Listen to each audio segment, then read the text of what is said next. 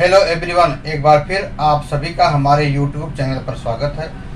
आज हम बात करेंगे बिहार के राज्यपाल आरिफ मोहम्मद खान के ऊपर। इन्होंने वक्फ के बारे में क्या कहा, उस पर हम आज चर्चा करेंगे। बिहार के राज्यपाल आरिफ मोहम्मद खान, जो कि उत्तर प्रदेश में मंत्री भी रह चुके हैं, ने संसद में पारित वक्फ बोर्ड संशोधन विधेयक का समर्थन करते हुए कहा कि गैर मुस्लिमों का भी वक्फ की संपत्तियों में बराबर का हक है। उन्होंने पटना में कहा कि वक्फ की संपत्तियां अल्लाह की मानी जाती हैं, इसका इस्तेमाल गरीबों, जरूरतमंदों और जनहित के लिए होना चाहिए।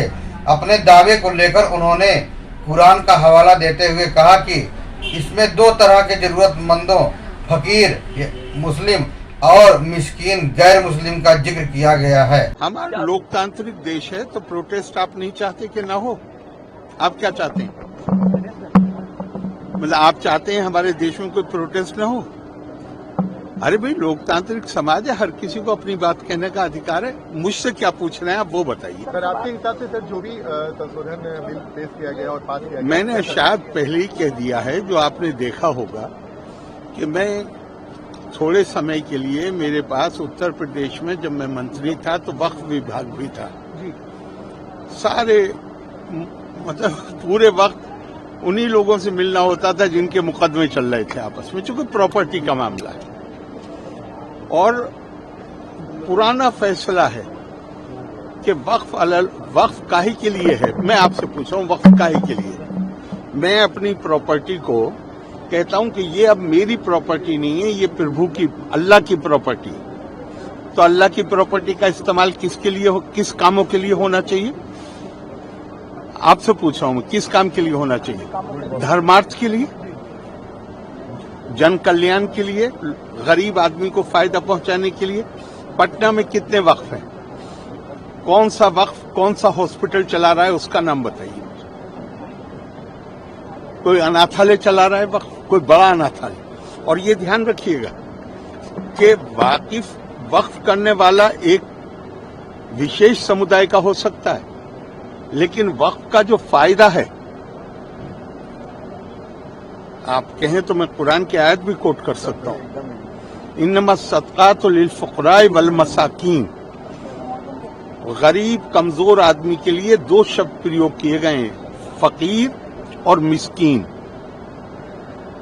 तो जब पूछा गया कि भाई ये दो क्यों है, तो कहा गया फकीर है जो डेस्टिट्यूट है, निर्धन है, मुसलमान, और मिस्कीन है जो गैर मुस्लिम है।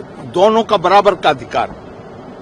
आप मुझे एक बताइए, कोई संस्था, पटना में बहुत वक्फ हैं, ये ध्यान रखिएगा, पर एक संस्था बताइए कोई मुझे जो निर्धन के लिए, गरीब के लिए, कमजोर के लिए काम कर रहा है। क्या हो रहा है वहां पे? सिर्फ आपस में मुकदमेबाजी।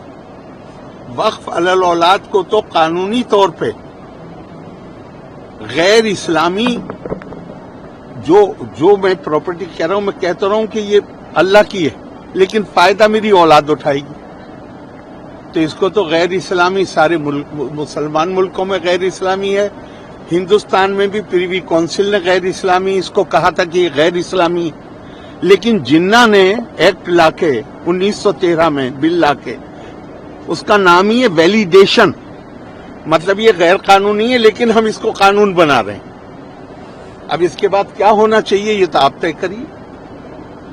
बहुत ज्यादा सुधार की जरूरत है, और मैं मानता हूं कि ये जो बिल पास हुआ है, जो अब कानून बन गया या बन जाएगा, ये उस दिशा में बड़ा ठोस कदम। फायदेमंद होगा जो लगातार विरोध कर रहे हैं, चैलेंज करने की बात हो रही है। मैं दूसरों की बात नहीं कर सकता, मैं अपनी बात कर सकता हूँ। ठीक है। इसका अर्थ है वक्त से लाभान्वित होने का अधिकार हर जरूरतमंदों को है। उन्होंने पटना में वक्त की तमाम संपत्तियों के बावजूद उस पर कोई अस्पताल या अनाथालय न होने पर भी सवाल उठाया। विधेयक को लेकर जारी विरोध पर उन्होंने यह भी कहा कि भारत लोकतांत्रिक देश है, हर किसी को अपनी बात रखने का अधिकार है। उधर लखनऊ में ऑल इंडिया मुस्लिम महिला पर्सनल लॉ बोर्ड की अध्यक्ष शाइस्ता अंबर ने वक्फ बिल का समर्थन करते हुए कहा कि पिछली सरकारों और धार्मिक नेताओं को वह कदम उठाना चाहिए था जो अब सरकार ने उठाया है। उन्होंने सरकार से वक्फ बोर्ड के कामकाज में पारदर्शिता लाने और महिलाओं के अधिकारों को सुनिश्चित करने का आग्रह किया। इसी बीच उत्तराखंड वक्फ बोर्ड के अध्यक्ष शादाब शम्स ने कहा कि संशोधन विधेयक का विरोध करने वाले गरीब मुसलमानों नहीं बल्कि राजनीतिक मुसलमान हैं। आपको यह खबर कैसी लगी? फिर मिलेंगे नई जानकारी के साथ, नई खबरों के साथ। तब तक के लिए जय हिंद, वंदे मातरम।